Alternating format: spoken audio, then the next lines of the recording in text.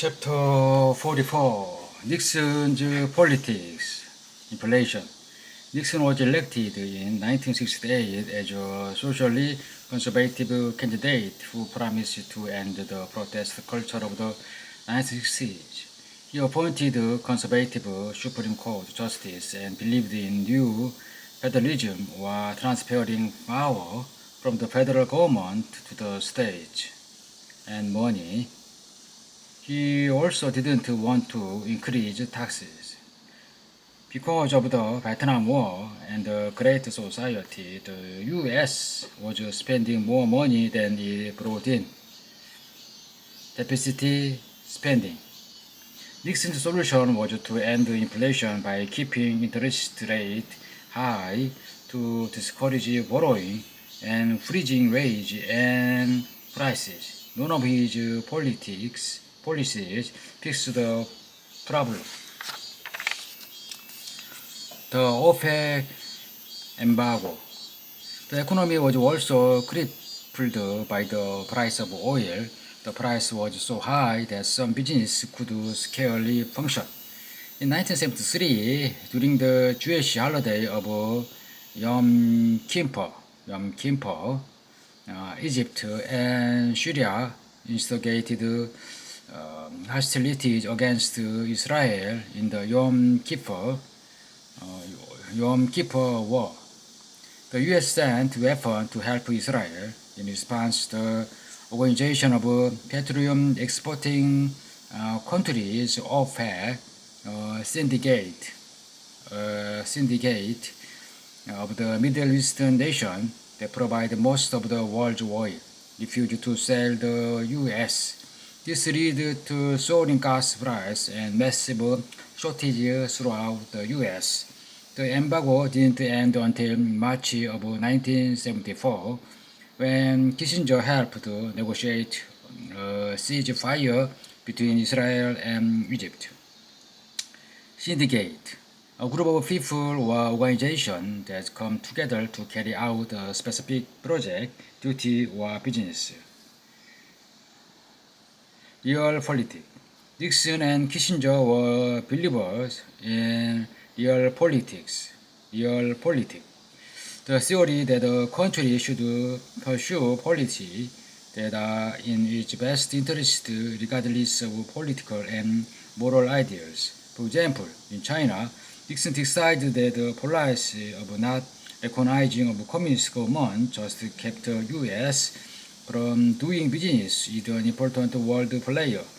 In the early 1970s, when he saw tension rising between China and Soviet Union, he used the opportunity to communicate with China. China invited the U.S. ping-pong team to visit in April 1971. The ping-pong diplomacy led to stronger ties between Nixon and Chinese Premier Zhou Enlai. The February 1972, Nixon became the first president to make a state visit to China. Nixon's support of China went against the U.S.'s long-standing policy of containment. In Chile, when Marxist Salvador Allende was elected president in 1970, Nixon feared that Chile would become another Cuba and ended economic aid.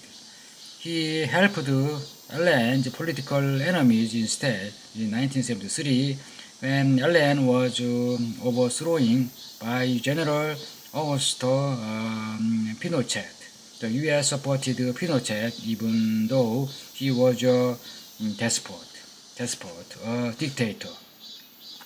Marxism, economic theory of Karl Marx, who organized the idea of modern socialism and communism. Detent.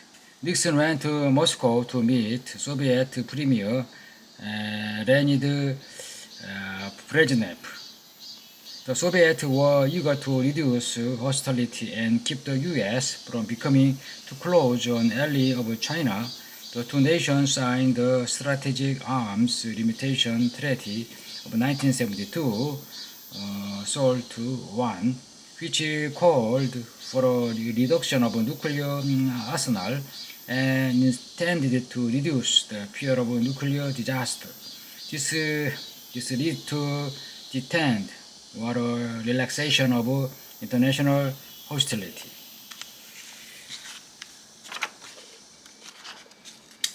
Social issues.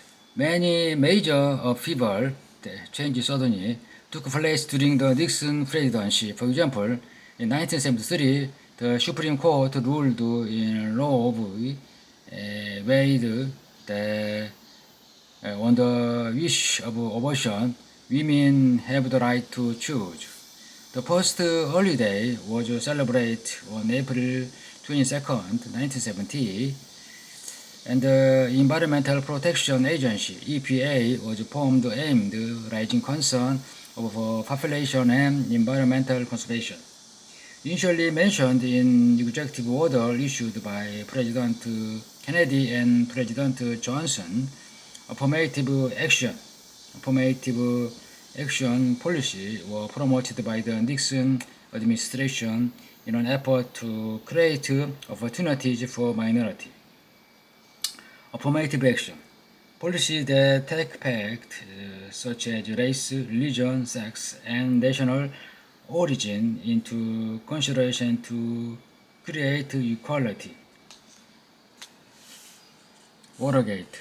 Although Nixon won the 1972 presidential election in a landslide, he hadn't expected to easy victory. After all, he hadn't managed to end the Vietnam War, and the U.S. economy was in poor shape. He asked some of his aides, notably John Ehrlichman, H.R. Handelman, and John Mitchell, to help him. His first goal was to make a list of enemies, basically anybody who didn't support him, and get the FBI and IRS to investigate the people on it.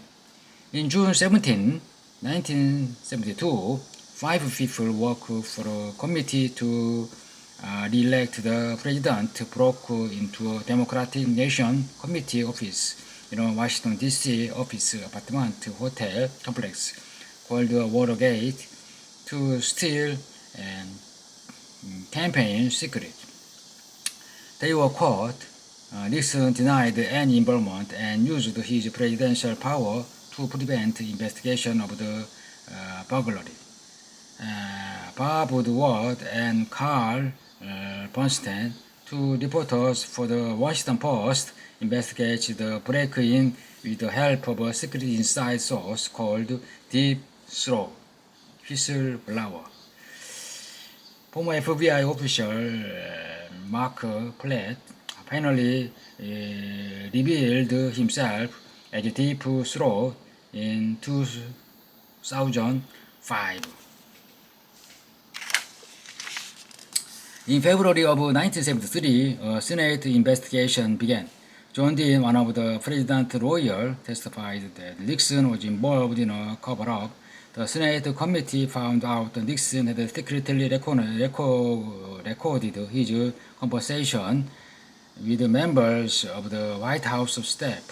Impeachment proceedings began in the House. Knowing the tape would prove he had committed a criminal abuse of power on August 9, 1974, Richard Nixon became the first U.S. president in history to resign.